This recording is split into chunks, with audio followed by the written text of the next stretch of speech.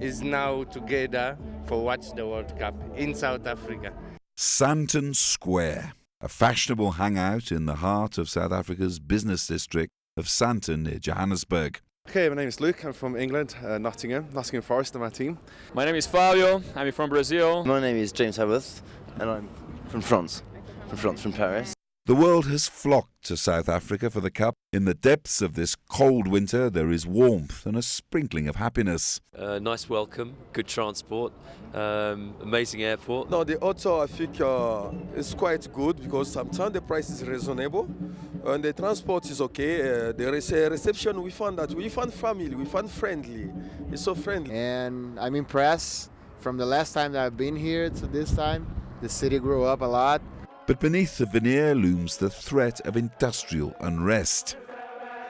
Strikes swirled around the World Cup preparations. This was a strike by construction workers last year at the prime World Cup project, the Gautrain. In the last few weeks, there was a damaging 3-week strike at the railways and ports, dampening business confidence. It's creating anxiety within business with regards to higher costs, because if I look at some of the wage agreements, they've been concluded well above the inflation target. In fact, many have been concluded at well above 10%. So what that would tend to do is just dampen down confidence a bit. I think it's dampening confidence across business and the consumer sector. But on the business side, it's crucial simply because it probably translates into companies being a little bit more reluctant to hire. The biggest strike threat during the World Cup comes from the National Union of Mineworkers, which plans to call out 15,000 workers at national power generator Eskom, a move that could threaten blackouts.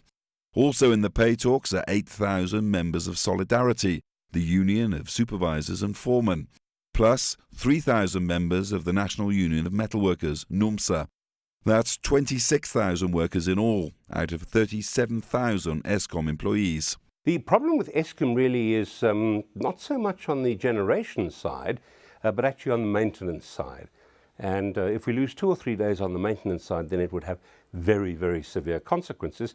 And one could lose 3 to 5 days with an unlawful strike, because that's about as long as it takes to get it going and to get the message down to the troops that it's time to stop. So we certainly are in a vulnerable position. Eskom has a court interdict on its side that says workers can't strike because electricity generation is an essential service. There is an outside chance that Eskom workers may risk an illegal strike that could prove unpopular and costly. As Eskom goes down, the economy stops working. Everything from the mine through to the foundries, through to domestic homes, the transport system grinds to a halt. It's inestimable. It's almost as if you could take whatever the GDP was for that day and just write it off. Also at stake is an opportunity that the economists say is priceless, the chance to polish South Africa's international image. Let's take those 500 million people that watch the World Cup. Let's assume it's 500 million. Let's assume that only 0.5% of that 500 million over the next 4 years, arrive in South Africa. We each year double the effect of the World Cup in terms of tourism. That's the benefit or the legacy effect of holding a World Cup.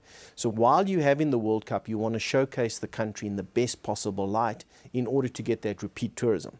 If during the World Cup you have a whole lot of disturbances, be it to do with transport, be it to do with strike action, or it creates an uneasy feel, then you start to diminish that legacy effect. A sobering thought amid the festive spirit of Sandton Square. So comradeship and the World Cup feel-good factor is going strong in places like Sandton Square. Surely most South Africans hope the same feel-good factor will prevail in the country's many wage negotiations.